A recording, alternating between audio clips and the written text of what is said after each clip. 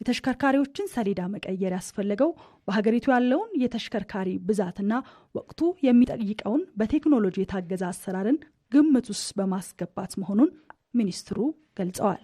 ለእያንዳንዱ የተመዘገበ ተሽከርካሪ ልዩ የሆነ የፌዴራል ቁጥር መለያና ስቲከር ይሰጠዋል።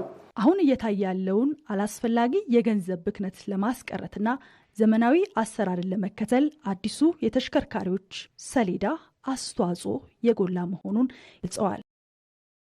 አዲሱ የተሽከርካሪ ሰሌዳ ከምስሉ እንደምትመለከቱት ከቀድሞ ሰሌዳ የሚለየው በቬና ስምምነት ወይ በቬና ኮንቬንሽን መሰረት የኢትዮጵያ ሰሌዳ መሆኑን የሚያሳይ በአማርኛ ኢት የሚል በእንግሊዝኛ ወይም በላቲን ፊደላት ኢቲኤች የሚል ኮድ ይኖረዋል ማለት ነው።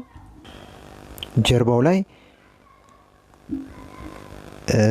አርኤፍአይዲ ቺፕ ወይም ሬዲዮ ፍሪኩዌንሲ አይደንቲፊኬሽን ያለው ቺፕ ኢምቤድ ይደረግለታል ወይም ይጣበቃል። በላዩ ላይም ኪውአር ኮድ ይጻፍበታል ማለት ነው። ከዚህ ቀጥሎ ያሉት 3 የላቲን ፊደላትና 4 ዲጂቶች ናቸው። እነዚህ 7 ካራክተሮች ወደ 175 ሚሊዮን 760 ሺህ ተሽከርካሪ ሰሌዳ ማሰጠት የሚችሉ ናቸው ማለት ነው።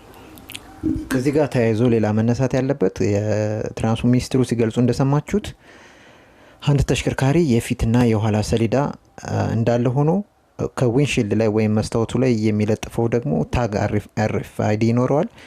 እነዚህ አርኤፍአይዲዎች መንገድ ላይ ሲንቀሳቀስ በካሜራ ፓርኪንግ ላይ ሲገባ ወይም ሲወጣ በካሜራ በቀላሉ እንዲነበቡ የሚያደርጉት ይሆናሉ ማለት ነው። በምስሉ ላይ እንደምትመለከቱት ሌላው የሚያስፈልገው እነዚህን አርኤፍአይዲ ፕሌት ላይ ያለውንም ወይም ዊንሺልድ ላይ የተለጠፈውን አርኤፍአይዲ የሚያነቡ እንደምታዩት አይነት ማንበቢያ መሳሪያዎች ያስፈልጋሉ።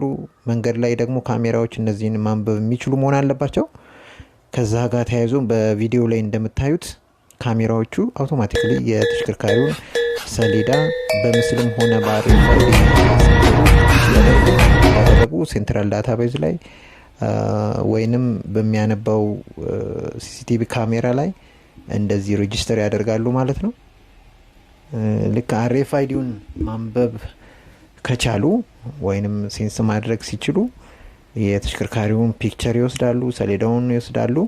ከዛ ጋር ተያይዞ የተሽከርካሪውን ሲስተም ላይ የተመዘገበው የተሽከርካሪው ቀለም፣ አይነቱን፣ ባለ ንብረቱን፣ የተሽከርካሪውን ባለ ንብረት አድራሻና ሌሎች መረጃዎችን ማግኘት ስለሚችሉ በአካል ያዩትንና ዳታቤዝ ላይ ያለውን አነጻጽረው ለሚፈለገው አገልግሎት ዳታ ይሰጣሉ ማለት ነው።